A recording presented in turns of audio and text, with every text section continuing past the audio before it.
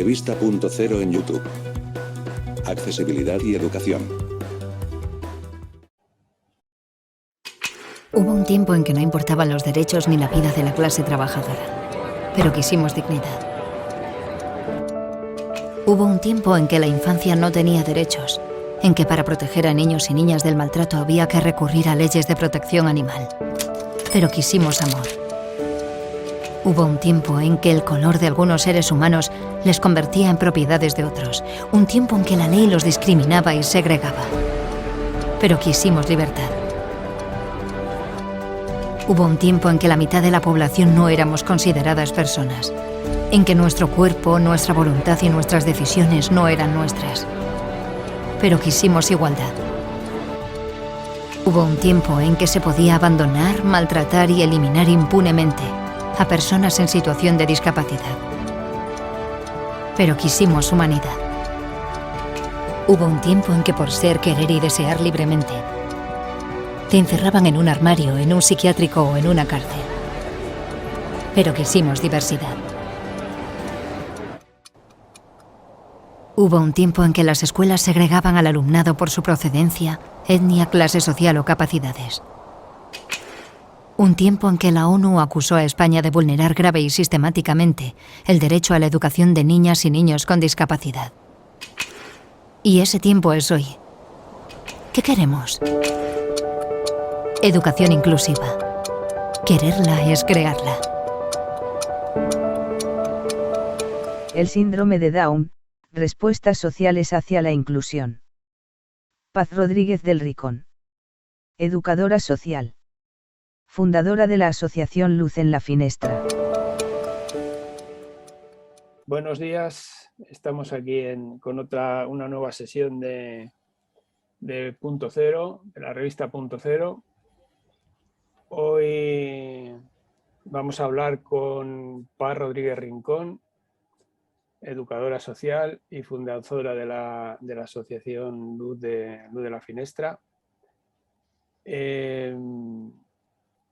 Hemos titulado la sesión como El síndrome de Down, respuestas sociales hacia la inclusión.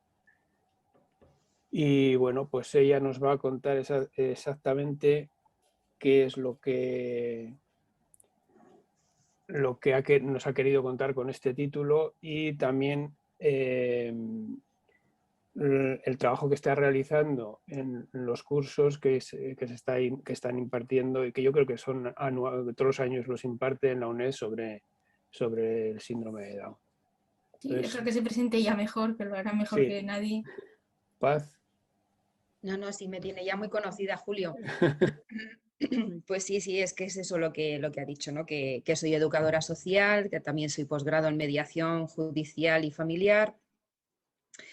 ¿Qué más formación es la que aparece por ahí? Que llevamos trabajando con Luz en la Finestra, que la creamos en el año 2011, llevamos ya 10 años, hemos hecho, y desde ahí pues atendemos a familias que tienen niños en principio con trisomía 21, con síndrome de Down. Pero bueno, nos hemos he ido aprendiendo muchísimo, ¿no? en estos años, y también hemos podido trabajar con otros niños que tienen otras presentaciones, ¿no? Otras etiquetas sociales al fin y al cabo.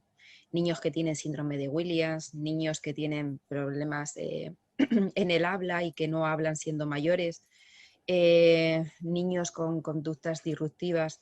Y sobre todo el trabajar con diversidad, con niños que presentan diversidad funcional, con trastorno general del desarrollo, como les meten algunos en algún departamento estanco porque en alguno le tienen que meter y ponerles esa etiqueta, pues vamos aprendiendo que en sí la diversidad funcional pues es la etiqueta que le han colocado a cada niño. Entonces, desde ahí hacemos mucho trabajo de investigación. ¿Qué más estamos haciendo? Pues desde hace cerca de un año estoy participando con grupos de UNESCO en el que se intenta hacer la alfabetización mediática. Entonces, en estos grupos hay distintos profesionales, casi todos son profesores de universidad, otros son personas que tienen asociaciones y que tienen pues un tejido asociativo importante en el que representan minorías muchas veces. Y en estos grupos, ¿qué es lo que hago? Pues hablar también sobre la diversidad funcional, intentar verla como una característica más de la persona y sobre todo ir aportando articulado, ¿no? Articulado que sea internacional, y hemos conseguido este año, pues a finales del otro hice una publicación para una internacional, vamos, y con apoyo de UNESCO, no solamente con una revista pues académica, sino que además es una publicación en un libro. Y luego también he tenido una publicación a principios de este año en una revista de una universidad en Rusia, en Moscú concretamente. Y nos han publicado, y bueno, pues eso es bueno porque también tiene difusión de otro profesorado normalmente, que suelen ser los que pueden consultar más estos textos. ¿Qué más hacemos? Julio, me quedó algo por ahí. Bueno, la parte reivindicativa, en la que pues, es importantísimo que trabajemos para que lo que conocemos desde el mundo académico, desde el mundo de la práctica, pues porque tenemos niños con los que trabajamos, pues porque somos padres también de familia que también tiene diversidad funcional, ¿no? Como en nuestro caso una niña de 12 años que presenta síndrome de Down.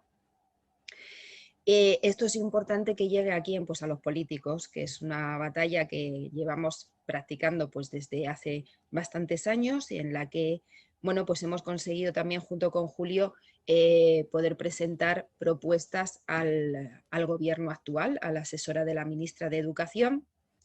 Y bueno, creo que también ha sido una punta de lanza también, Julio, y creo que eso ha sido muy, muy positivo, pues porque ha habido cambios. No nos gustan todos los cambios que hay, pues luego hablamos de ellos también, es cierto.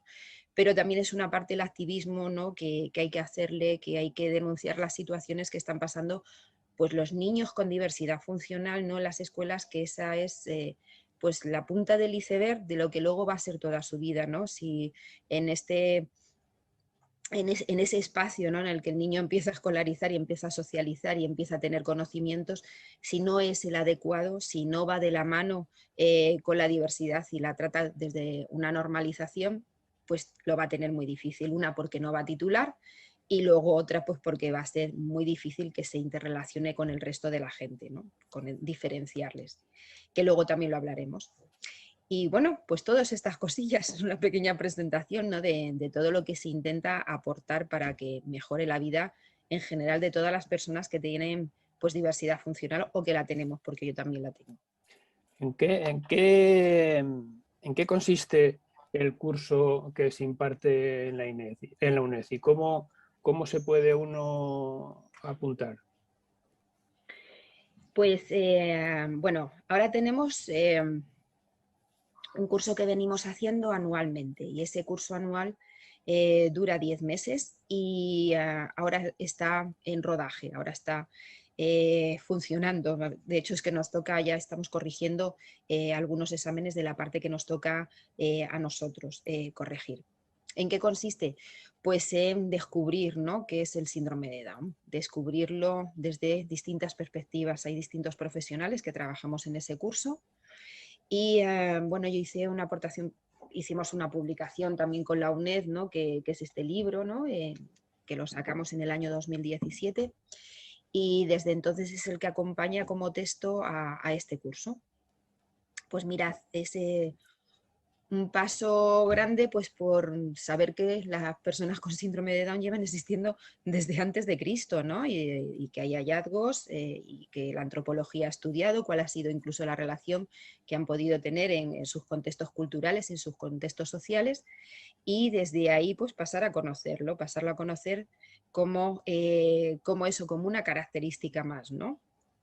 No como una serie solamente de detalles que también aparecen en el texto, que también hay otro profesional que trabaja sobre ellos y también lo sigue abordando.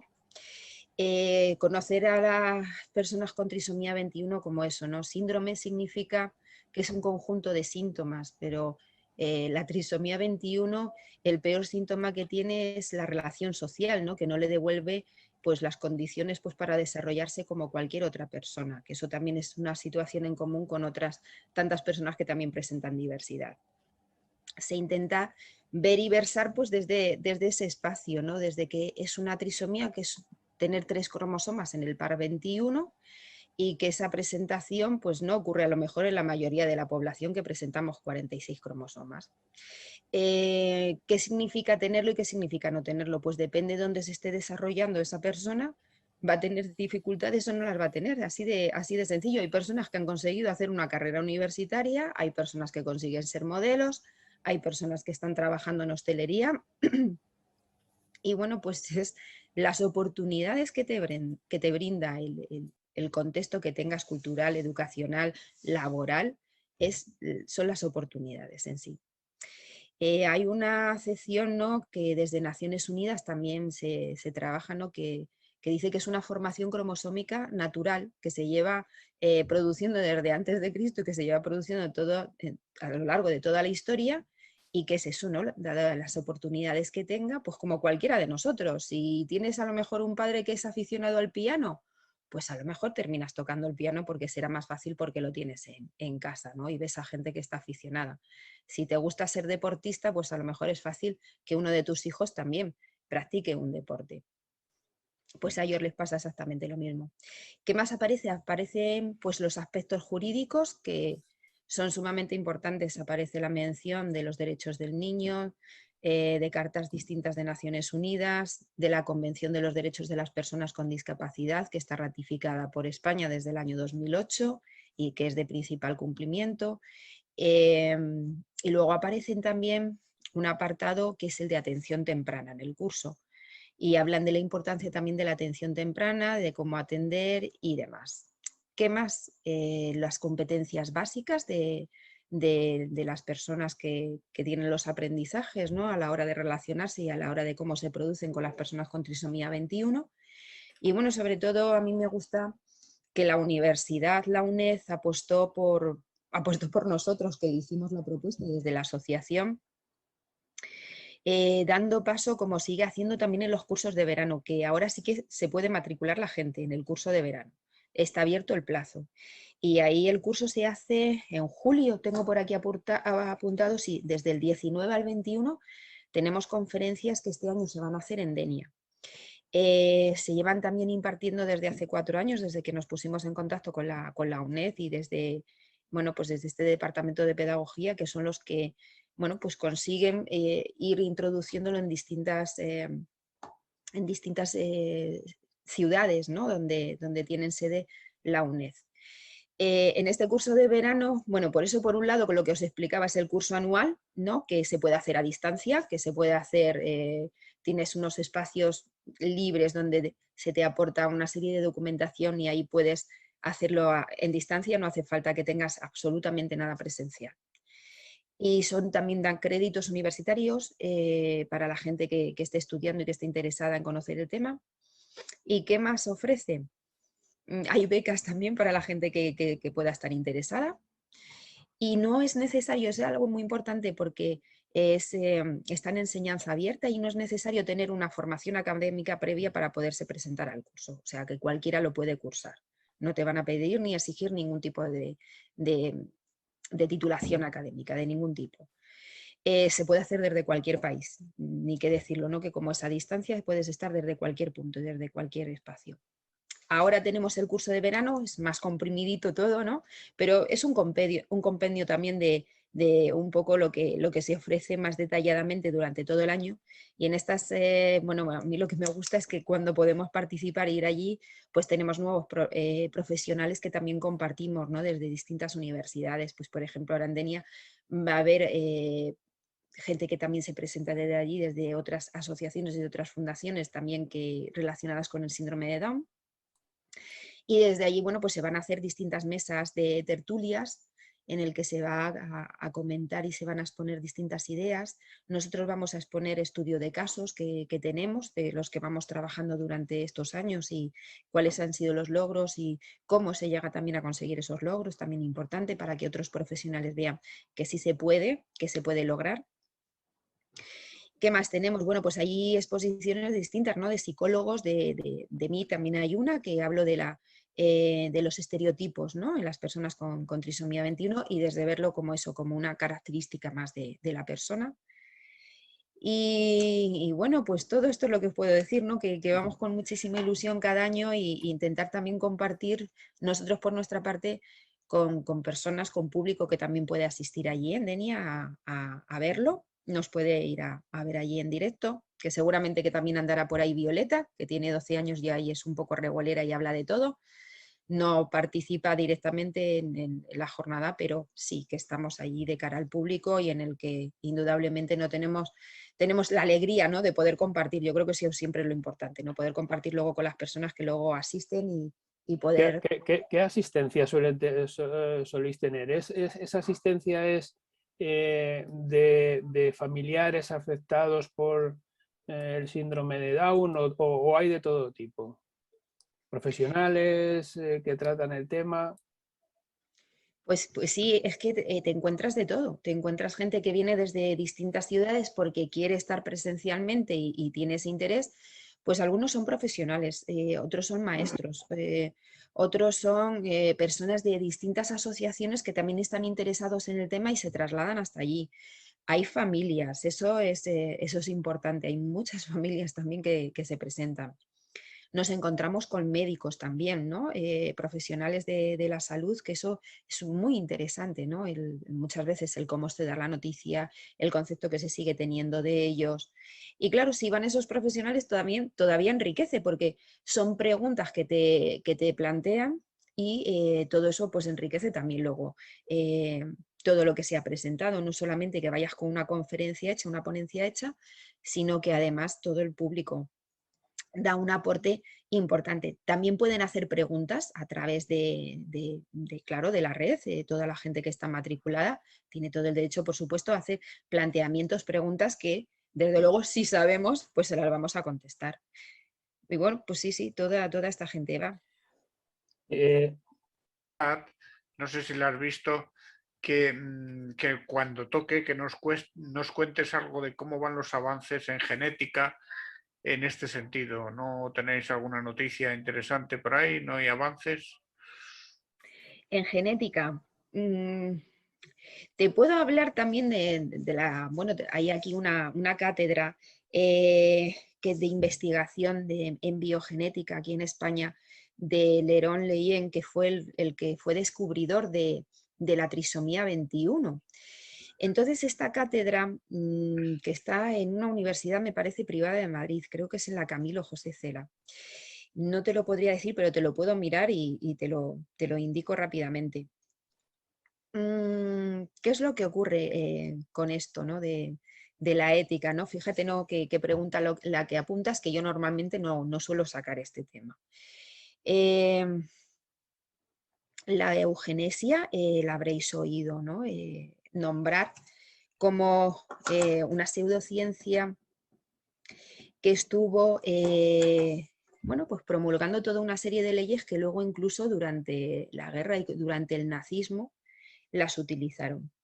Esta eugenesia hablaba de una higiene dentro de la genética para crear una especie que fuera superior, una especie que fuera fuerte, que estuviera sana, que no tuviera diversidad funcional.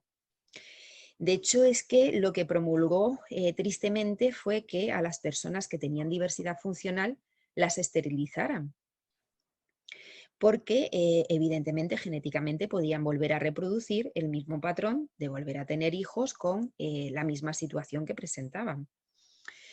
Una persona con trisomía 21 tiene un 50% de probabilidades de tener hijos que no tengan la trisomía o de tenerlos con la trisomía. ¿Qué es lo que ocurre haciendo un gran paso, ¿no?, en la historia de la eugenesia?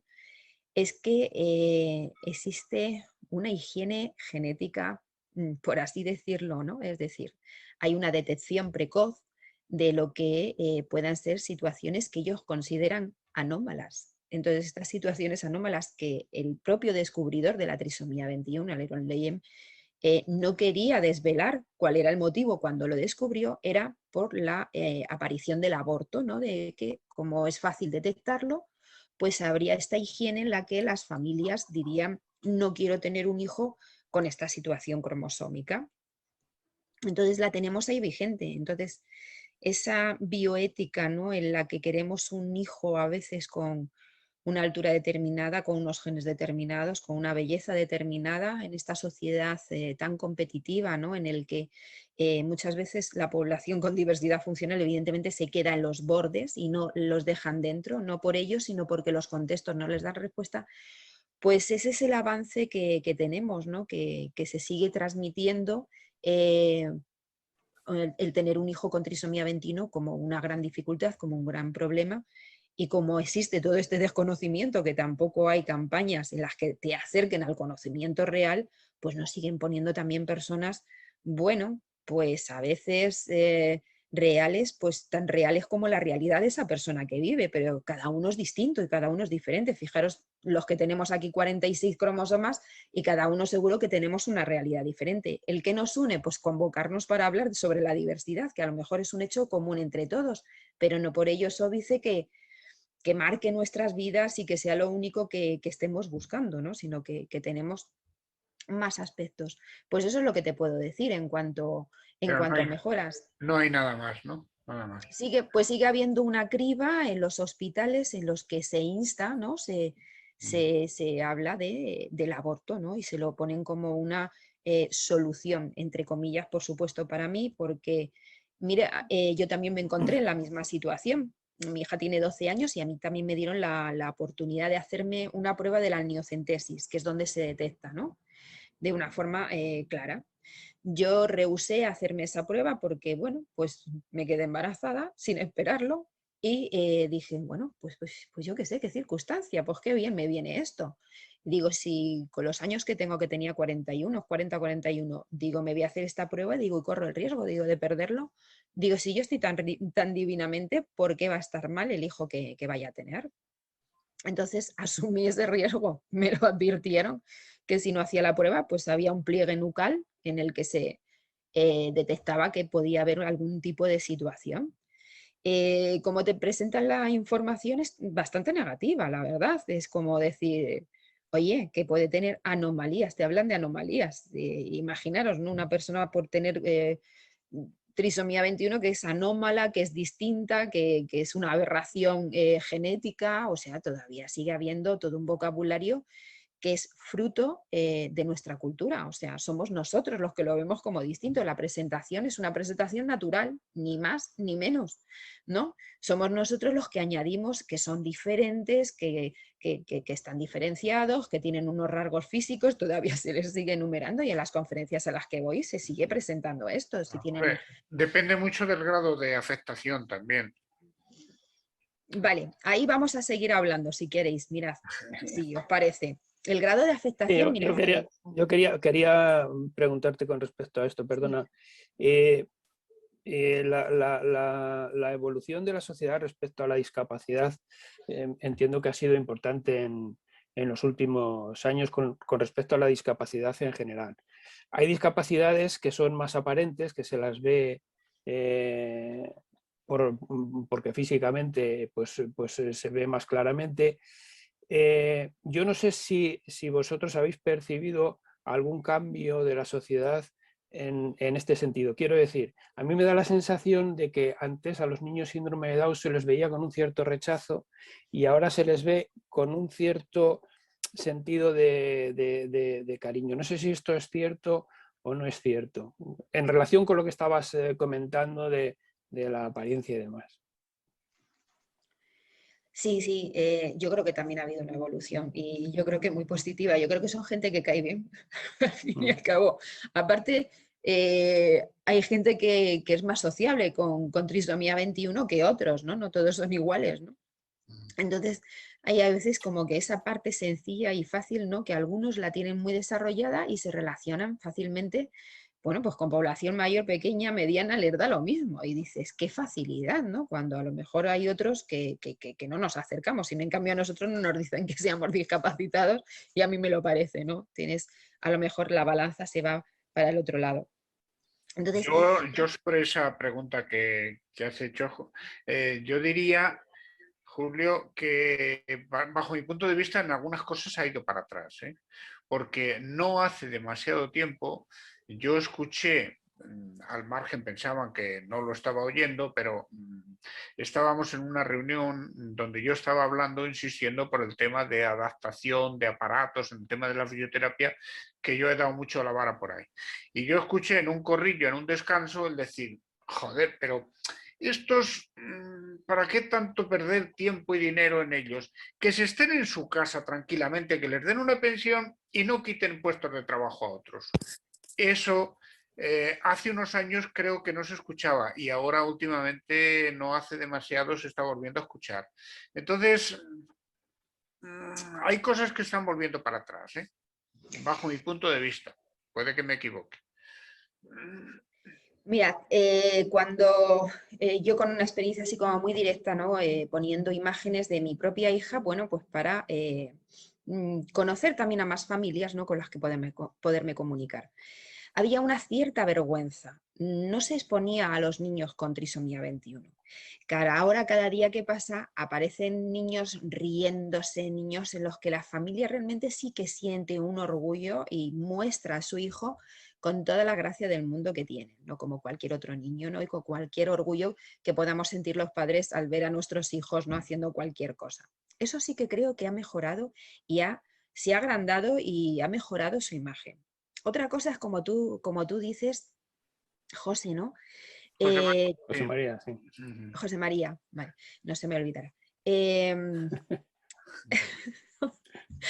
Pues sí que es cierto que a lo mejor, fíjate que los profesionales, tenemos siempre el caso ahí abierto de Pablo Pineda, que ya va por 40 y tantos años, ¿no? Yo creo que lo ha tenido el más fácil porque había menos estigmatización por parte de los profesionales y menos abordaje tan concreto y tan diferenciado con las personas que tienen síndrome de Down. Yo creo que lo ha tenido más fácil, entre comillas, porque era como decir, pues si puede, ¿por qué no se lo vamos a conceder?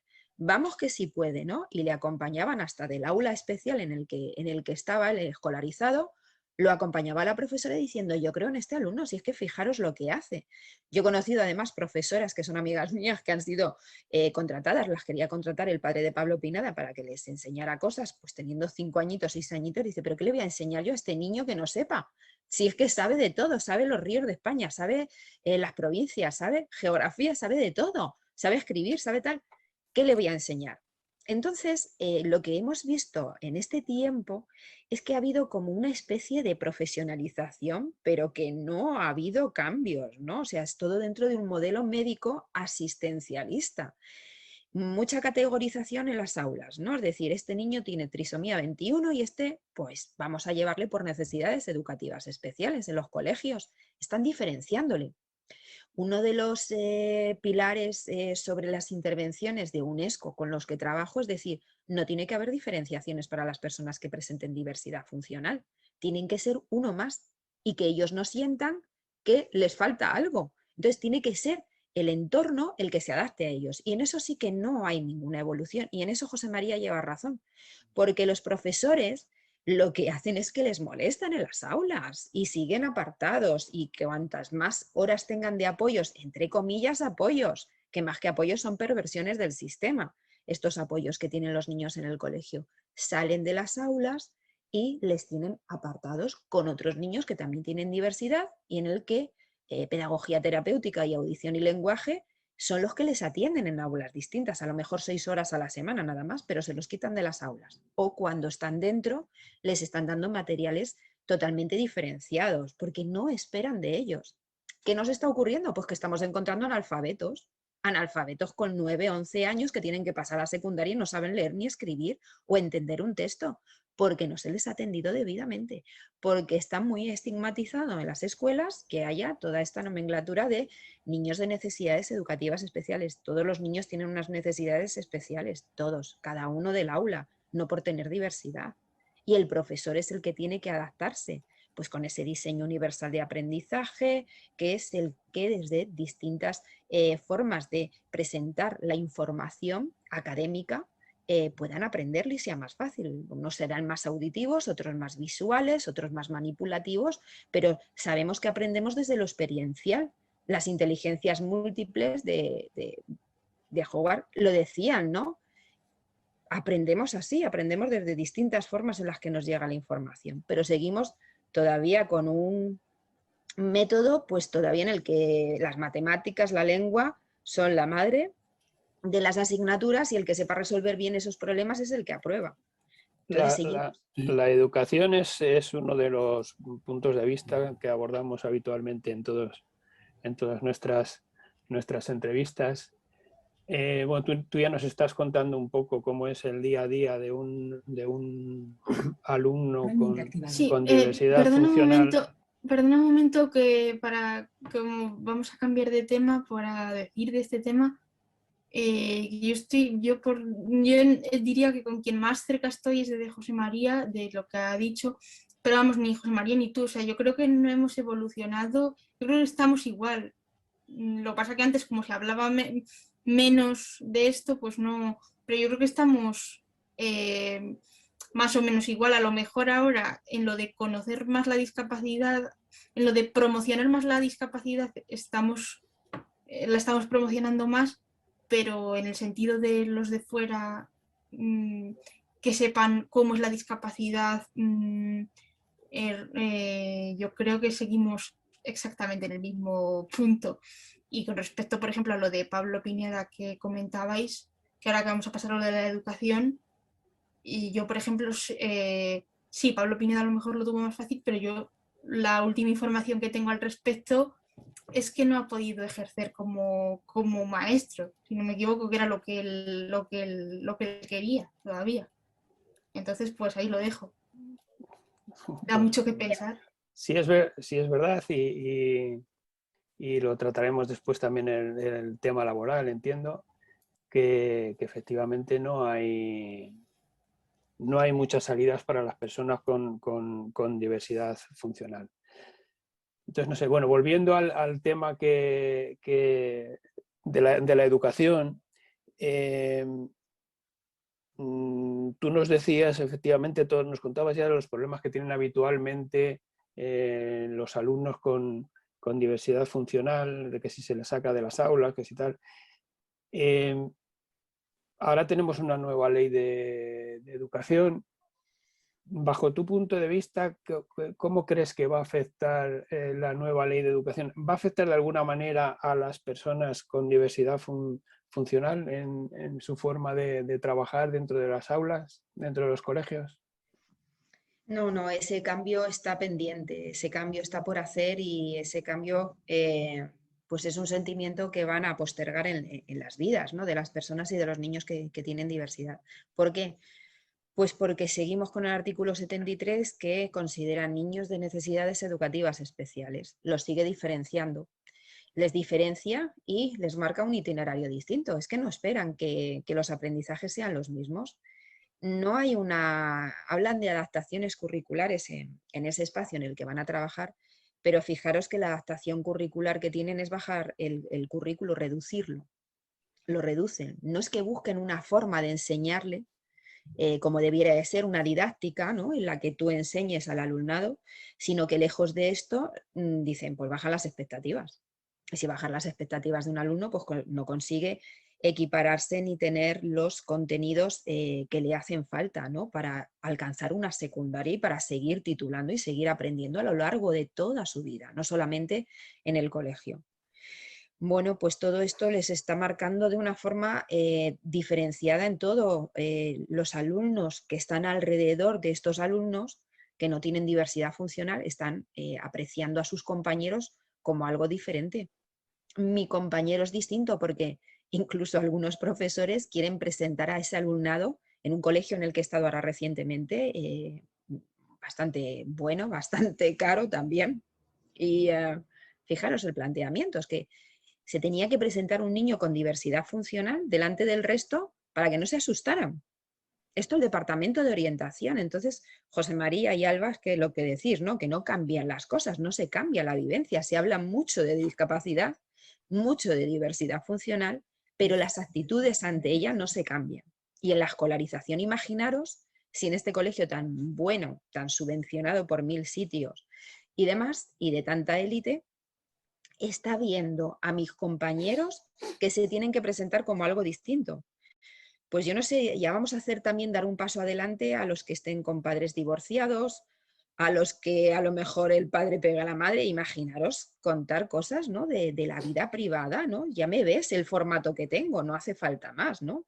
A lo mejor le debieran de trabajar más a esos niños que son los que plantean los temores, el cómo tienen que convivir con el resto de compañeros. Y es desde los valores, desde el respeto, desde ver la diversidad funcional como un valor a trabajar y como un valor añadido en el que el otro tiene que aprender de ese compañero con diversidad, aprender a convivir, aprender a estar y ver que hay distintas, pues distintas formaciones, ¿no? No todos nos presentamos de la misma. Y seguramente que a lo largo de nuestras vidas, si vamos creciendo y nos vamos haciendo mayores, vamos a dar la mano a la diversidad funcional o incluso por un accidente laboral. Nadie tiene, digamos, un seguro, ¿no? establecido por el que a lo mejor no pasemos por cualquier tipo de situación. Entonces, esos niños están aprendiendo a ver a sus compañeros con diversidad funcional porque los profesores así lo están presentando. Este compañero es distinto, ¿no? Distintos somos todos y hay que trabajar ese valor y hay que saberlo trabajar. Pero claro, salimos todavía de las universidades sin una formación del profesorado. Sin esa formación del profesorado no va a haber un cambio. Pueden poner más recursos, ¿no? Como muchas veces se piden, ¿no? Desde grupos reivindicativos y demás, que lo que hacen falta son más recursos y demás. No. Si ya no es que sean los mismos recursos, porque si hacemos mal una cosa y seguimos haciéndola mal con más profesionales, no salimos de esta situación. Es decir, hay que formar para que esa didáctica cambie, para que enseñemos a todos y no se tengan que llevar a nadie de este aula, para que todos estén conviviendo juntos y para que no sea una convivencia solamente hasta los 3, 5 años, 6 como mucho, y luego ya empezamos todavía a discriminar más a los compañeros. Ese trabajo se tiene que abordar y ver esto, ¿no? La diversidad como una oportunidad. Van a seguir así, van a seguir diferenciados, van a seguir sin una formación en el que vean a estos alumnos como capaces, siguen viéndolos así. Fijaros que el término viene desde la educación especial. La cuestión es si a la clase política y a la sociedad en general le interesa realmente integrar. Es que es una pregunta que yo me estoy haciendo porque veo que incluso bajo mi punto de vista la integración va yendo para atrás. Porque hay últimos años va para atrás. Porque hay muchísima estigmatización. Fijaros que en las plazas que salen de pedagogía terapéutica pensamos que es un profesional especializadísimo. ¿Sabéis lo que es? Es cualquier maestro se puede presentar a pedagogía terapéutica o la oposición. ¿Qué se estudia en estas pruebas? Pues se estudia a la clasificación de las personas con discapacidad. No se ahonda tanto en el qué tengo que hacer con ese alumnado y qué derechos tiene ese alumnado, porque es pleno derecho lo que tiene. No lo estamos viendo como que están transgrediendo una norma y una convención que tiene un valor político y un valor de obligación jurídica, que tiene obligación jurídica la convención y que también gracias a la convención de las personas, de los derechos de las personas con discapacidad, se han conseguido ganar juicios y sacar incluso a personas de la educación especial y devolverla a la ordinaria. Pero es lamentable que tengan que ir los familiares o que tengan que ocupar toda su economía y todo su esfuerzo en tener que sacar a un alumno de educación especial. Entonces, sí, estoy de acuerdo con que el artículo 73 nos sigue ahondando todavía más en la miseria, no salimos de este entuerto y no dejamos de ver a las personas como distintas y diferentes, ¿no? Y venga con poner esa tilde y remarcarlos más a los niños. Fijaros, ¿no? La tarea tan importante que tendrían que tener los profesores, ¿no? En los patios, en los comedores, en las relaciones con el alumnado. Pues siguen diciendo al alumnado, vete de aquí que no quiero estar contigo. Y eso lo permiten los centros escolares que además venden esa inclusión. Yo sé que tú has tenido repetidamente problemas con Violeta para el tema de la escolarización. Con la nueva ley parece que nos vamos a un tipo de escolarización única, o al menos eso es lo que nos están intentando vender como de aquí a 10 años, ¿no? ¿Realmente crees que se va a conseguir? ¿Cuál es tu opinión al respecto? Pues A ver, lo estoy experimentando muy directamente, claro, con mi hija, pero lo estoy experimentando. Mira, el artículo 74 dice que los niños tienen que estar en el recurso más inclusivo. Yo estoy ahora trabajando con niños que los han evaluado mal, diciendo que tienen un trastorno del espectro autista, y yo en cuanto que le vi evalué que yo no consideraba que ese niño tuviera autismo. De hecho, es que los neurólogos luego lo constataron que no tiene autismo. Pero fue pues como la guinda para mandarlo a educación especial. Me he coordinado con los centros y me dicen que no lo voy a conseguir. Con toda la soberbia del centro de educación especial me dice que no voy a conseguir sacarle, ¿no? Hay una ley, pero las personas que están detrás de esta ley la tienen que llevar a cabo y tienen que creer en ella. Y tiene que haber una supervisión de una inspección que vele por los niños con diversidad, que vele porque se cumpla su derecho. Lo que veo es que ese cambio tiene que ser un cambio de los profesionales, y los cambios de los profesionales no se cambian de hoy para mañana. Tendría que ser una medida tasativa, una medida... ¿Pero crees que es más importante el cambio estructural del sistema educativo o de los poderes que hay, económicos que hay detrás? Claro, todos se unen. ¿Para qué queremos a las personas con diversidad? ¿Producen? ¿Les facilitamos los puestos de trabajo? ¿No? Hay empresarios que se están incluso lucrando de las personas que tienen diversidad con unas subvenciones altísimas, en las que luego, claro, hacen un criterio de selección para trabajar con personas que tienen diversidad. Es decir, si yo estoy haciendo teletrabajo y este hombre está en una silla de ruedas, pero a nivel cognitivo puede llevar una conversación y puede convencer a alguien de comprar algo para el banco o de vender cualquier otro producto, a este lo voy a coger. Pero al otro que le hace bastante también falta trabajar, ¿no? O sea, es una criba siempre, ¿no? Entre qué es lo que me cojo. No hay un interés claro, ¿no? No hay un interés político claro. ¿Qué ha ocurrido? Yo creo que en eso las familias también tenemos una obligación, que debiéramos de ir muchísimo más unidos y ser un revulsivo en el de decir, yo por esto no trago, ¿no? No voy a continuar con esto que me estás dando. Tenemos situaciones muy críticas, ¿no? A lo mejor ahora en nuestra sociedad. Nos estamos quedando sin sanidad. Tenemos que hablar con los centros de salud a través del teléfono, que no nos lo cogen casi nunca, ¿no?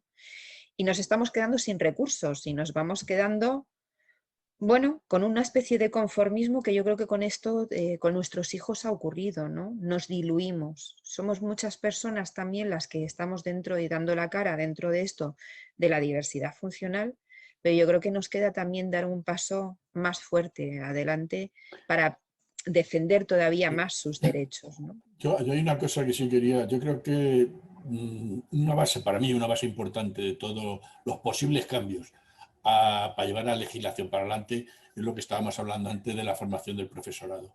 La legislación puede decir lo que quiera, pero si un profesor admite a un niño en su clase porque tiene conocimientos para atenderle y tal, no hay tanto problema.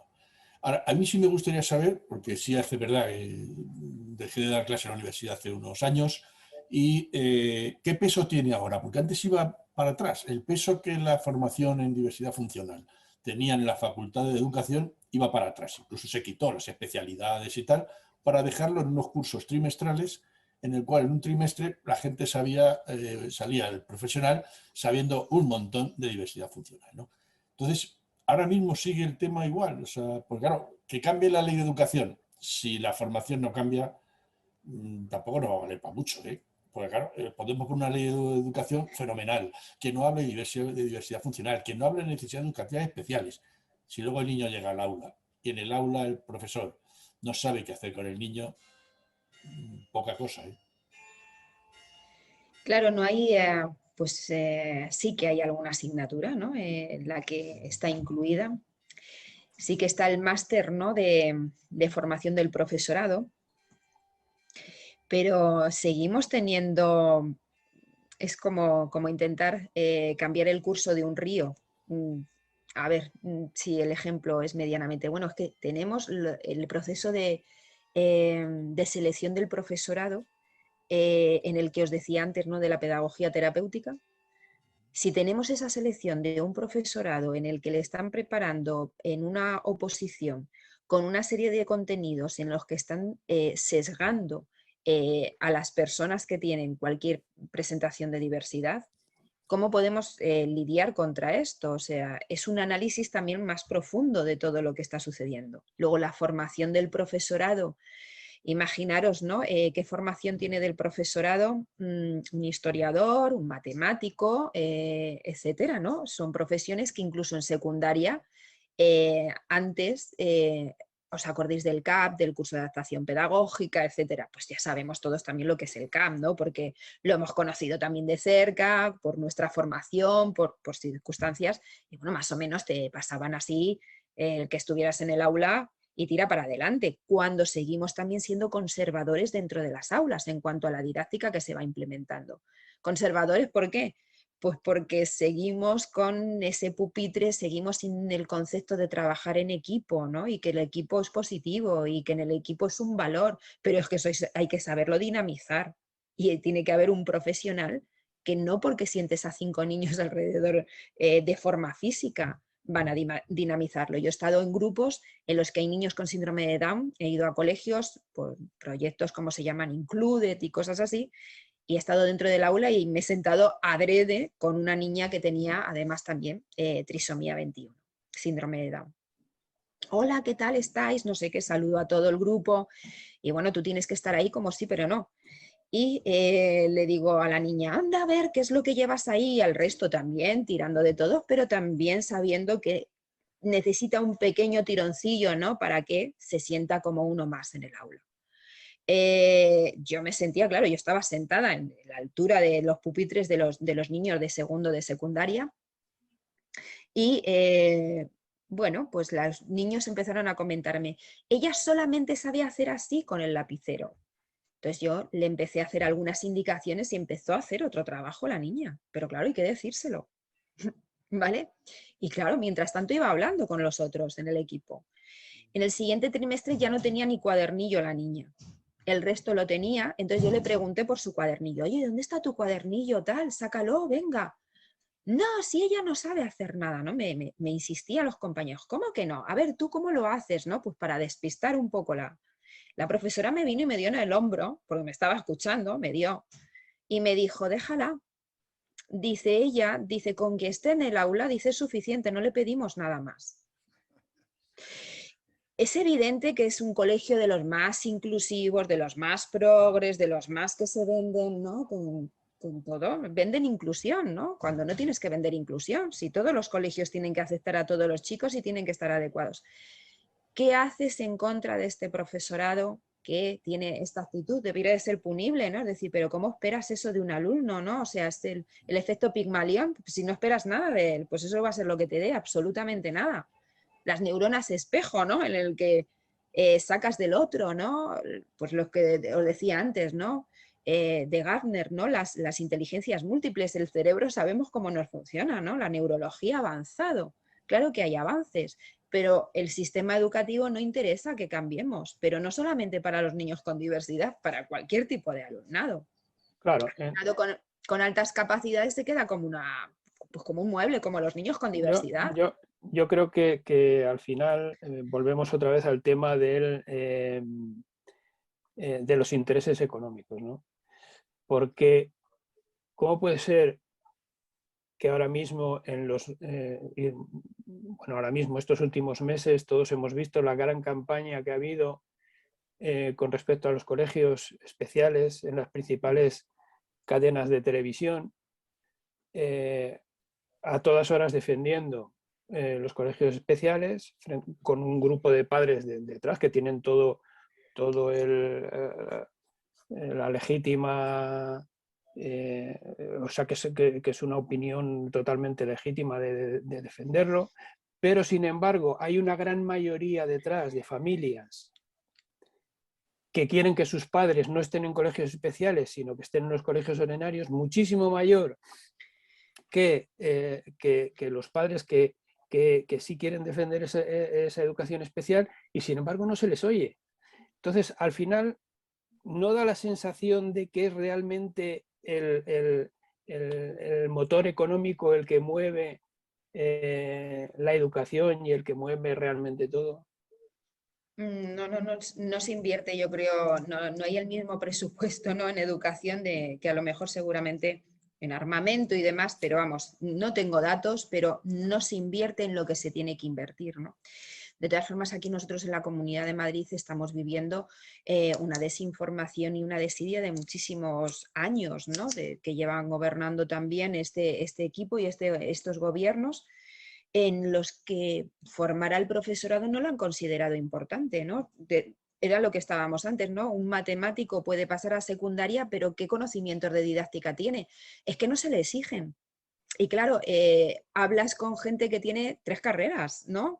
Farmacia, tal, y está trabajando en formación profesional en un laboratorio y te dice, el otro día se me colgó un Asperger del brazo, como el que se le ha subido un lagarto. Dices, mujer, un Asperger tendrá nombre el Asperger, ¿no? Dice, y se me colgó del brazo y yo tengo que ir. Es una persona muy activa y una mujer muy cualificada, de verdad. O sea, es impresionante la cualificación que tiene. Pero fijaros en esto, cómo lo trabaja. Y dice, ¿y qué quiere que le haga? Dice, le dije que me dejara en paz. Digo, pero mujer, digo, ¿qué tenías que hacer? Dice, pues tenía que irles explicando la práctica de laboratorio. Yo no puedo ir con una persona así. Digo, pues fíjate qué oportunidad de oro, digo, perdiste. Digo, si a lo mejor necesita que se lo expliques alguna vez más, podías haber ido con el compañero a presentárselo a todos los grupitos que se lo tienes que ir explicando. Él, oye, la práctica, digo, oye, un alumno más con más veces repetido, no creo yo que se le vaya a quedar mejor que al resto de compañeros. Digo, perdiste una oportunidad de oro, ¿no? Entonces, no, pues, no sé, volviendo un poco, ¿no?, a lo de la pregunta, ¿no, Julio, que hacías, ¿no?, que era sobre la inversión, ¿no?, que se hace. ¿Para qué quiero llevar a una gente que está sobrecualificada, que en la oposición le voy a dar más puntos porque tiene no se sabe cuántas carreras, que incluso hay un tope, ¿entiendes? Si luego no sabe estar con el alumnado, no se ha invertido en la Comunidad de Madrid, ni se sigue invirtiendo, ni hay interés tampoco, por supuesto. Entonces, nos han dado también, bueno, esto que decías de los colegios de educación especial. Hay un informe del año 2017-18 de Naciones Unidas en el que insta a España a que no puede haber 2 modalidades de educación, no puede haberlas. Tiene que haber solo una, que es la educación ordinaria. Portugal lo tiene, Italia también. Bueno, pues cerraron los colegios de educación especial o se quedan de una forma como más residual, ¿no? Para gente que, bueno, pues de alguna forma quiere tenerles allí. Pero tiene que haber una atención al menor que le dé respuesta a su derecho. El niño tiene derecho a ir a un colegio que realmente sea inclusivo, no a un colegio de educación especial. Es como si yo quiero pedir la legalización de la marihuana porque en mi barrio hay muchos consumidores y muchos usuarios. Perdone, usted está pidiendo algo y quiere usted regular algo para gente que tiene mucho interés en tenerlo en su barrio, pero que no es que les venga bien, sino una formación en la que conozcan qué significa tomar derivados cannabinoides. Pues, ¿qué es lo que ocurre? Yo estoy pidiendo para el menor un colegio de educación especial cuando hay una ley superior que insta a que no exista este modelo de escolarización. Estoy yendo en contra de los intereses del menor y como padre tengo que velar por los intereses de mi hijo y llevarle realmente a un colegio inclusivo. No puedo estar pidiendo eso, pero eso es con la ley en la mano. No es una apetencia, no es que yo quiero esto, yo quiero esta legalización, yo quiero que No, perdone, usted no es que haga peticiones, hay una ley, nos tenemos que ajustar a ella y darle respuesta a ella. Es que está muy guay presumir de que el colegio es inclusivo, pero claro, no hay esfuerzo intelectual por parte de los profesores, ni de la directiva del colegio, ni esfuerzo económico. Y los políticos no lo apoyan. Yo estoy convencido de que los políticos ni siquiera apoyan una educación adecuada para la gente considerada normal. Porque claro, bueno, no vamos a entrar en mis ideas políticas o mi visión política de cómo ver las cosas, ¿no? Pero no, la práctica nos demuestra que no va, la enseñanza no evoluciona, incluso va para atrás, bajo mi punto de vista. Yo el otro día hablando con un profesor de un colegio y que estaba muy orgulloso porque trabaja en un centro de educación inclusiva, ¿no? igual, después de soltarme una perorata y tal. Y dije, "Oye, ¿cuántas horas de formación habéis dado en el centro, o sea, el profesorado, el personal administrativo, sobre la inclusión? Ah, no, eso nada, no, ya una charla nos dieron y tal. Y dije, o sea, os dan una charla, os dicen que incluir es meter algo dentro de, ¿no? Porque eso es incluir, y ya hemos terminado la inclusión. Bueno, hombre, ten en cuenta que todos somos profesionales. ¿Y tú de qué es? Este es de teología, porque daba clases de religión. Tú sabrás mucha teología, pero tú sabes, te cuentas a un niño, en este caso, porque me hablaba de un niño que tenía un niño ciego, ¿tú sabes lo que hacer con un niño ciego? Bueno, hombre, vamos a ver, tampoco es, o sea, formación nula. O sea, saben muy bien lo suyo, lo que decías antes. Están muy especializados en algo, pero no en lo que tienen que, o sea, no en educación, ¿no? Tenemos gente, yo los denomino, que hay en educación hay dos tipos de profesorado, que son los vocacionales y los asalariados, ¿no? Entonces, bueno, pues los asalariados son los que hacen una oposición porque han tenido una carrera, llegan, la hacen, sacan y saben que si encima están dentro de la función pública, pues eso, ya tiene carrera para toda la vida. Y luego están los vocacionales, que son los que sí que se empeñan y tal, y con eso sí da resultado la inclusión, curiosamente. Cuando te encuentras uno implicado, ese sí funciona. Y tienen la misma formación que los demás, pero se preocupa, va a formación, va a tal. Pero claro, si no hay una exigencia, si la educación del profesorado se queda en aprobar una oposición o que te firmen un contrato, vamos, no tendremos inclusión en la vida. Y eso abunda mucho, ¿eh? Joder, más de lo que parece. Sí, más de lo que Sí. parece. Claro, pero es que dejamos todo en manos de la voluntad, ¿no? De la persona con la que nos encontremos delante, ¿no? Que nos está ocurriendo pues en todos los sitios, ¿no? En la administración vas a gestionar algo y dependiendo de la persona que te atienda, te puede hacer un lío increíble, ¿no? Que dices, qué tremendo, ¿no? Cómo nos estamos volviendo, ¿no? En contra de nosotros mismos, ¿no? Porque además dentro de la educación pública, es que es un servicio que das porque es pagado por todos, ¿no? Y es verdad, ¿no? Cómo se acomoda y luego gente con buena voluntad dice, si no hace falta saber tampoco qué es lo que vas a trabajar con los niños, qué es lo que no.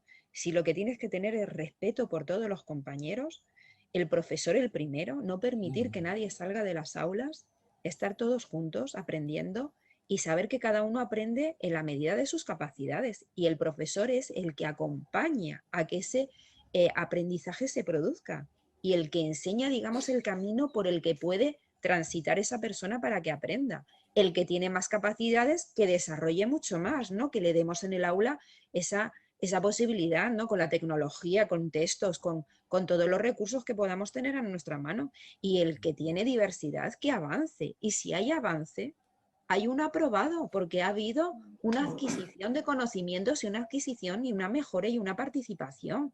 O sea, a cada uno le tenemos que pedir, ¿no? Ese principio de equidad, ¿no? Que cada uno tenga que dar lo que tenga que dar. En las pruebas físicas, ¿no? Las mujeres nos piden unas pruebas físicas en relación a lo mejor con los hombres, para ser bombero, para ser guardia civil. Bueno, pero a esta gente le parece que le tenemos el camino diezmado, ¿no? Y quemado, ¿no? Y no se lo negamos tan siquiera. Intentas ir a un país, intentas hablar en otro idioma para entenderte con alguien y luego lo más cercano que tienes, que es a veces tan sencillo, ¿no? De incluir a alguien. Claro, yo dentro de mi profesión siempre vemos el potencial, hacemos diagnóstico y evidentemente no somos tontos, vemos cosas y vemos cosas con las que nos podemos encontrar. Pero yo siempre que trabajo con un niño veo qué le pasa a ese niño, qué le pasa y en qué situación está y qué tengo que hacer yo para que se produzca un aprendizaje, ¿no? ¿Cuáles son las herramientas que yo tengo que emplear? Es curioso que conmigo terminan leyendo, terminan escribiendo, terminan sintiéndose entendidos porque yo les he dado un espacio de escucha y les he dicho lo que no está bien porque tampoco les ponen límites y ni les enseñan tampoco a relacionarse con el entorno. ¿Y cómo se sienten? Que su autoestima cambia, que dejan de estar enfadados muchas veces con la sociedad y con lo que tienen. Dice, es que pega, es que tal, es que se siente mal en su escolarización y no se siente uno más.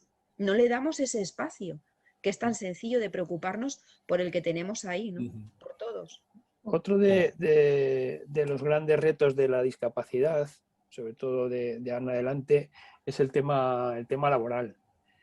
En el curso este que impartís en la UNED, ¿tratáis algo sobre este tema? ¿Tenéis datos sobre los ratios de personas con síndrome de Down que obtienen un puesto de trabajo? ¿Cómo está este tema? Pues aparecen los datos dependiendo de los ponentes que vayan. Y dependiendo de los ponentes hay veces que es así de rico, ¿no? Y aparecen personas que sí que trabajan más desde esa vertiente, ¿no? Que claro, que es totalmente necesaria, ¿no? Para investigar y para trabajar. Pero fijaros que en cuanto aparecen también familias, situaciones, ¿no? En los que han conseguido que su hijo esté trabajando. A ver cómo os lo explico. Existe también una tipificación de los trabajos que desarrollan. ¿Qué es lo que ocurre? Tipificación, ¿por qué? Pues porque les forman también esperando de ellos también muchas limitaciones.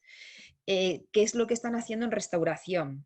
Pues se encargan de sacar la basura y de limpiar las mesas, pero no atienden a lo mejor al público. ¿Por qué no van a atender a una persona que tenga esta historia, ¿no? No atiende. Entonces, los familiares se sienten como que han conseguido unos grandes logros con sus hijos, ¿no? Porque están atendiendo y solamente trabajan a 4 horas de jornada por aquello que decía José María antes, no anda que les den una pensión y que se queden en casa y dejen de molestar y nos los quitamos del medio, si es que son un engorro. Claro, es que nos piden como sociedad que afrontemos situaciones que todos tenemos en un inconsciente colectivo de rechazo. Y los tienen ayudas económicas, que si quitan la ayuda económica, peor sería, claro, al empresario. Claro, conozco casos, ¿no? Que los llevamos en la asociación de una forma totalmente voluntaria, ¿no? de personas súper cualificadas que llevan trabajando en centros pues como Leroy Merlin y llevan trabajando 11 años y cosas así, pero solamente pueden trabajar 4 horas y luego tienen una prestación económica que digamos que suple o compensa, ¿no? esa historia. Pero sin en cambio son personas a veces que están incapacitadas, ¿no? Que este año ha desaparecido, el año anterior desapareció y me parece que este ya entra en vigor, el que tenga una figura que sea un tutor que le represente, que le oriente a la persona que tiene diversidad. Pero es que las han estado incapacitando, ¿no? Volviendo a situaciones como luego hago la carrera y no me dejan ejercer, que Alba hablaba de ello. Ha habido casos de gente cualificada, pero que está incapacitada porque la familia la incapacitó, porque pensaban que iba a ser pues un engendro, ¿no? De la naturaleza, lo que me ha tocado. Y es que vamos a hablar así, porque lo hemos oído toda la vida y ahora parece que no queremos mencionarlo, pero se sigue mencionando a veces de una forma muy discriminatoria. Y entonces, imaginaros incapacitar a alguien que le niegas el derecho al voto, le niegas el derecho a casarse, a tener una cuenta bancaria y a poderse presentar a empleos. Entonces, la gente que es empleable tiene muchas situaciones de incapacitación y ha tenido también a lo largo de su vida falta de formación, falta de inclusión, falta de, dentro de la familia también, de entender de que sí tenía esas posibilidades de formarse, de tener conocimientos y le han negado también esa situación. Como dato, pues hay gente que es muy poco empleable. ¿Por qué? Pues porque no se ha trabajado con ellos. Ni en habilidades, ni en límites, ni en esfuerzo, ni en muchísimas situaciones que si desde pequeños se hubiera normalizado su situación, tendrían ahora otros resultados y tendríamos otra forma también de trabajar. Pero tenemos todo este lastre, cambios que se van haciendo, pero muchas cosas también por hacer. Pero entiendo que ahí sería importante entrar un poco también en el tema de la formación profesional, ¿no? Para determinados grupos de personas que ahora mismo no existen, ¿no? ¿Qué ocurre también con la formación profesional? Aquí hay un CEPA, un centro de educación de adultos. Cuando les planteas que vayan personas con diversidad te dicen que no las quieren. Que para eso también hay una educación de adultos, ¿no? Fijaros la discriminación que padecen, que tú quieres ir al recurso y te dicen no, es que tú ya lo tienes para lo tuyo, vete a lo tuyo y con los tuyos, ¿no? Imaginaos el planteamiento como para el Estado, el gobierno que plantee que haya formación profesional que se adecúe a lo mejor a una población que tenemos ahí a la que no se la está dando respuesta, pues bueno, pues los vamos dejando con una paguita, ¿no? Como muchas veces también hemos oído, ¿no? Que decía José María, déjalos con una paguita para que se van a esforzar, ¿no? Que salgan luego y vayan al gimnasio como mucho. Y luego tenemos películas que además así lo demuestran y las aplaudimos todos sin hacer recapacitación, ¿no? Porque Campeones, allá que han entrado con Campeones y nos la han metido dentro del lagrimón y nos hemos comido esa versión también de la diversidad, ¿no? Que hay mucho que discutir, ¿no? De hecho es que yo conozco a algunos Campeones de ahí dentro, ¿no? Y entiendo también por qué representan también ciertas situaciones que se viven en esta sociedad, ¿no? Cómo no se ha ido pues dando una formación para ellos. Fijaros el otro día que preguntaba por un centro para mi hija porque le toca estar en el instituto y pregunté por un centro que hay aquí en el municipio. Me dijeron que no hay niños de ese tipo en este colegio, niños de ese tipo. Como si tuviéramos el RH positivo o negativo. Y tú entras y no entras. No tenemos niños de ese tipo como diciendo, ¿dónde te vas a meter? Pero a cabezona no me gana nadie, digo, vamos a intentarlo a través de tal. Fijaros que es un derecho. Cuando hablo con la orientadora le digo que mi hija tiene conocimientos de geografía, se conoce capitales de Europa, de África, de Asia, se las conoce, vamos, casi que no falla en ninguna, ¿no? Conocer provincias de España, etc.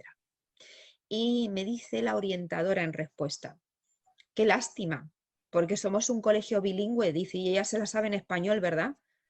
Digo, sí, pues es una pena porque no le vale para nada. Dice, las va a tener que aprender otra vez. ¿Vale?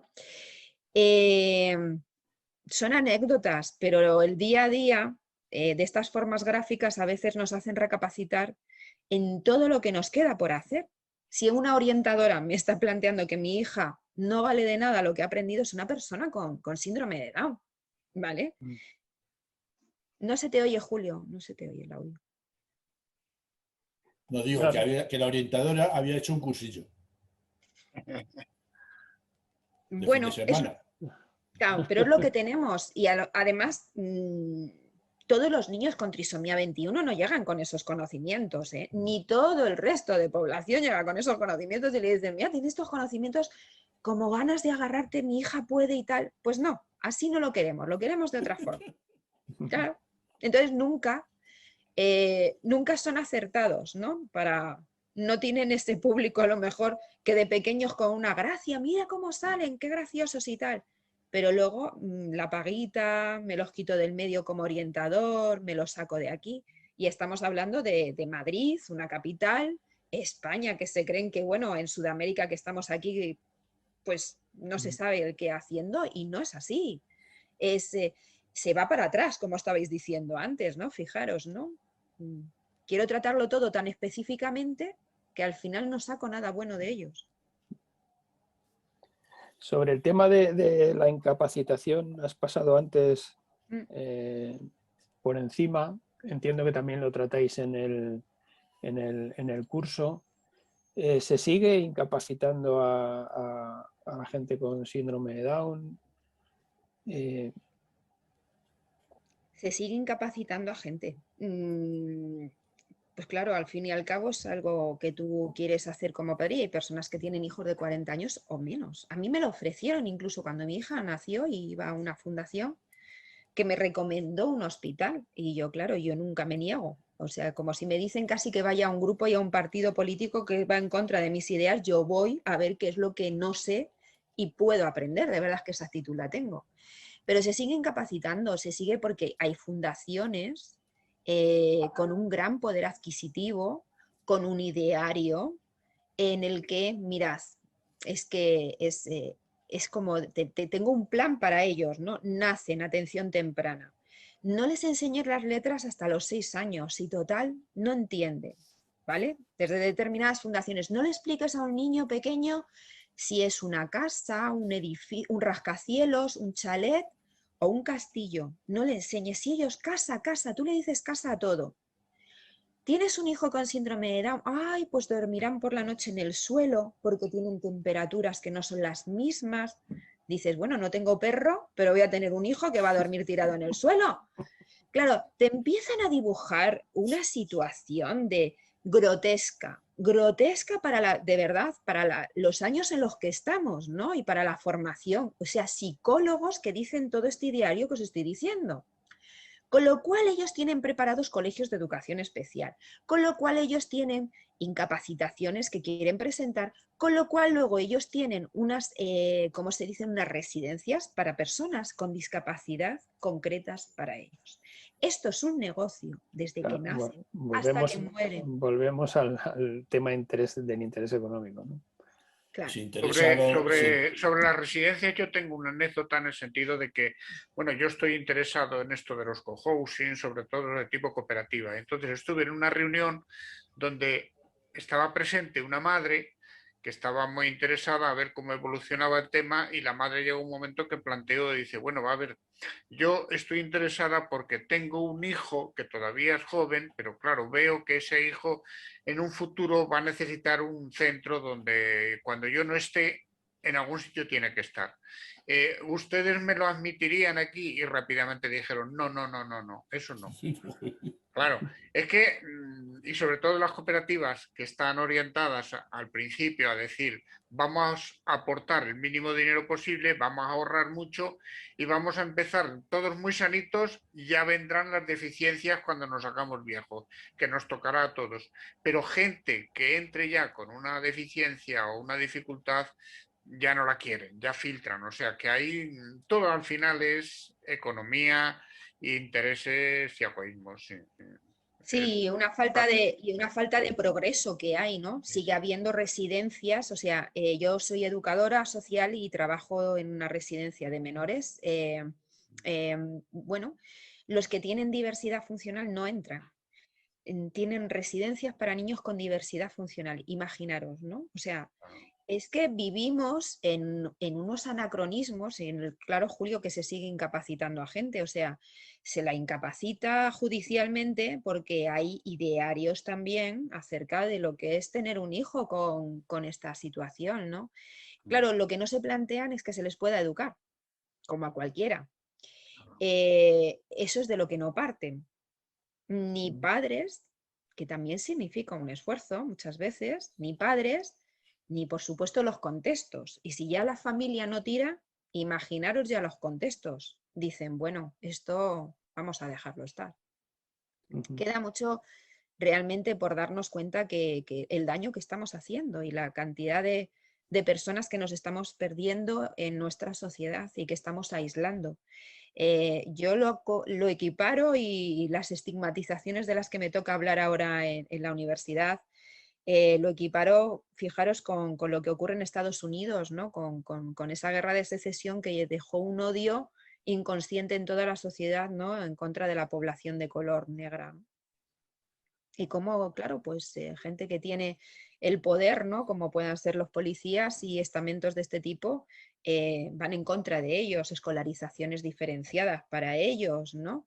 Y se ha superado, entre comillas, y fijaros el odio que hay en Estados Unidos, pues nosotros nuestro inconsciente de que tienen que estar apartados no nos lo hemos trabajado en absoluto y siguen apartados. Claro, es que eso que estás planteando es la base de todo, porque bajo mi punto de vista, para que el ser humano deje de ser un ser humano primitivo y que le domine el cerebro del reptil y que sea un cerebro del Homo sapiens, pues la educación y la cultura tiene que ser lo fundamental, y tenemos que culturizarnos y utilizar el raciocinio para evolucionar socialmente.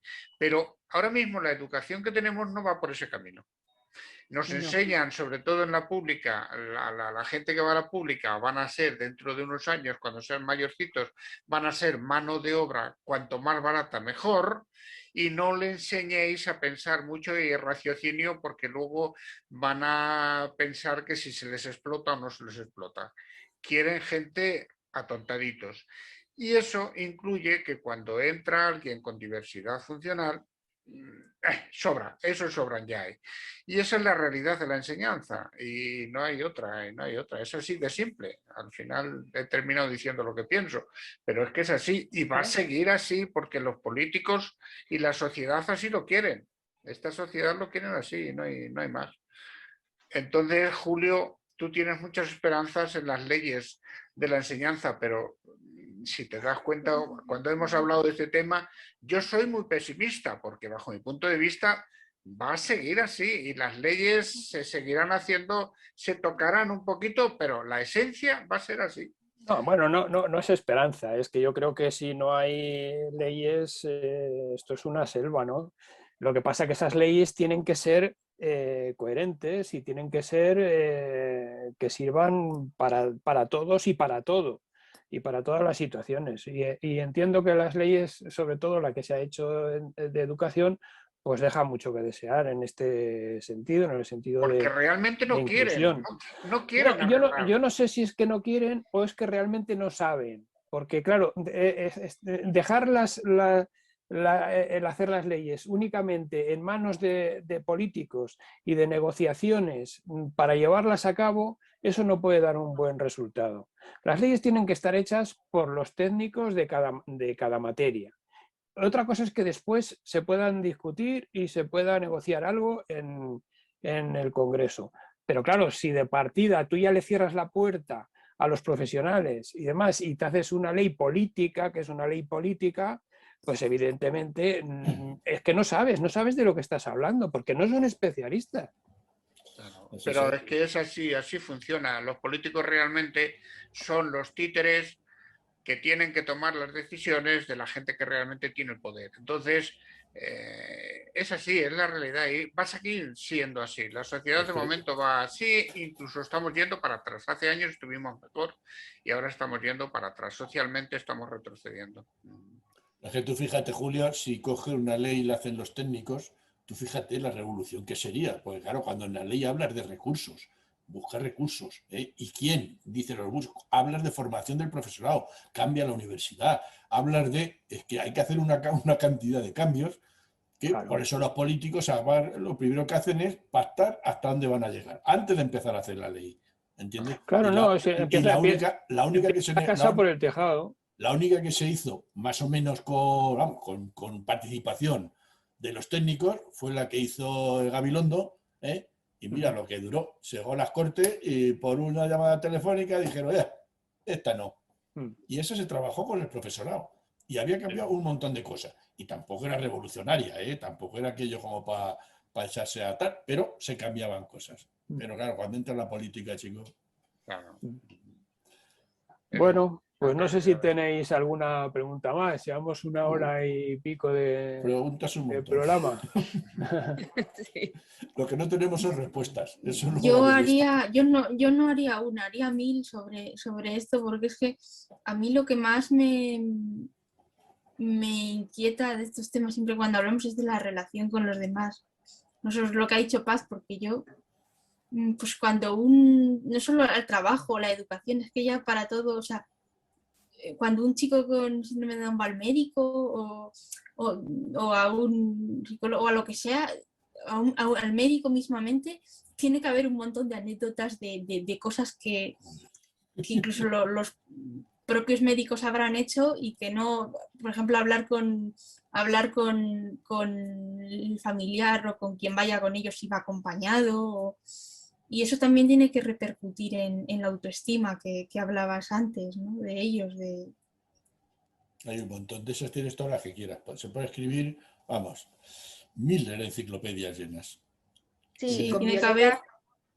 Hay 1 millón de anécdotas. Bastante tiene usted. Oye, ¿qué quiere usted más? Chicos, si ya se sabe la capital de España, joder, pues tampoco hay que pedir mucho, O sea, vamos a ver.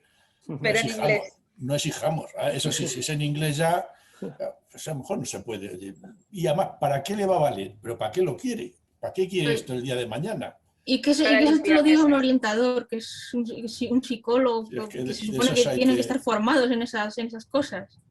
Es que a los que forman en educación, lo primero que les preguntaría, yo muchas veces cuando llegaba uno de estos, iban de prácticas a los colegios y tal, cuando estaba en el colegio, me llevaba un alumno nuevo y tal, todo eufórico y tal, y dice, mira, lo primero que tiene que aprender es cómo huele un aula después de 1 hora. Cuando sepas cómo huele un aula después de 1 hora, ya empiezas a saber algo de educación, ¿vale? Pero primero, ¿Cómo huele un aula después de qué? ¿Qué has dicho? De 1 hora, de estar 1 hora dentro de 1 hora con 40 niños. Entonces, cuando ya empiezas a darte cuenta de eso, que hay algo especial ahí, ya empiezas a entrar en educación. Hasta entonces, joder, si no sabes cómo huele, mal asunto. Muy bien. Pues no sé si tienes algo más que añadir, Paz. No, nada, sí, lo que decís, que hay un montón de anécdotas yendo al médico, si vas a oftalmología, me preguntan a mí, ¿sabe leer? Digo, pregúntaselo a ella. Ay, pero no sabrá las letras, no sabrá las letras, ¿cómo no vas a saber las letras? Y mira, empezó a aprender a leer con 2 años y medio, ¿no? Porque yo estudié, en inglés no, aprendió inglés con 3 años, sabía muchas más cosas casi que la profesora cuando empezó el curso, cosa que la indignó tremendamente a la profesora súper inclusiva. Voy con muchos conocimientos, pero la cara la tenemos, ¿no? Y entonces eso no nos lo quitamos, ¿no? Ese estigma en el que ya enjuician, ¿no? Tiene esto. Me imagino también, ¿no? Qué niños son a veces los que pasan por los médicos y en qué situación están, ¿no? Lo que decía antes José María dice, depende del grado de afectación. Las personas con trisomía 21, el 98% tienen la misma trisomía. Solamente hay ese pequeño 2%, ¿no? Que puede dividirse entre mosaicismo o traslocación, ¿no? Que hay menos células que tengan trisomía. Y supuestamente se le da mejor capacitación cognitiva, entre comillas, porque es el entorno el que te lo favorece, ¿eh? Entonces, todos la tienen. ¿Y por qué unos están mejor que otros? Pues porque no se ha enseñado, ni se ha educado, ni se les ha dado la oportunidad. Y seguimos viendo que les preguntan, ¿tú sabes leer? Pues ¿cómo no vas a saber leer? Trátale con un poquito de dignidad, ¿no? Esa palabra tan en desuso y que tantas vulneraciones está creando, ¿no? Pues muchas gracias, Paz. Nada. A vosotros. Por venir al programa, que el curso Gracias. tenga mucho éxito y mucha asistencia de público. Y bueno, aquí tienes el programa de Punto Cero, la revista Punto Cero, para en cualquier ocasión que necesites. Aquí estamos. Muchísimas gracias. De verdad Vale. que se están entre amigos. Pues muchas gracias. Paz. Muchísimas gracias a ti. Seguimos adelante. Vale, Sí, Vale. muy bien. venga. Aquí hasta uno luego. de los pocos que los comprendemos somos los fisios. Los fisios, sobre todo el fisio que se implica, no, oye, que yo no he trabajado con síndrome de Down, pero he trabajado mucho con parálisis cerebral. Y la verdad es que al trabajar con la gente de parálisis cerebral, el hecho de convivir, de charlar, de hacer de psicólogo muchas veces, porque todos los días estar ahí un buen rato, los fisios comprendemos y vemos esos temas, bueno, a los pacientes en general los vemos de otra manera, no los vemos como lo ve la gente normal. Y normalmente... Pero vosotros es porque ya establecéis una relación en principio, que es que os tocáis. O sea, tú tienes que tocar. También. Y eso implica mucho en las relaciones, ¿eh? O sea, Claro, la relación esa de la proximidad, el romper el espacio ese entre dos personas, eso implica mucho. Entonces, claro, vosotros llegáis, lo primero que hacéis es echarle las manos y el otro está tan contento, habéis roto una barrera tremenda. Sí. Que llegue el profesor o la profesora y toque al niño. Y normalmente tendemos a hablar a la gente de igual a igual, o sea que y se bromea con ellos, nos contamos chistes, o sea que ahí hay una relación muy intensa que el fisio que se implica, porque no todos, también es cierto, pero el fisio que se implica es normalmente lo vemos de otra forma, lo integramos y lo vemos de otra manera. Bueno. Os dejo que me tengo que ir a otra. Encantados. Venga, Vale, encantado a todos. Punto.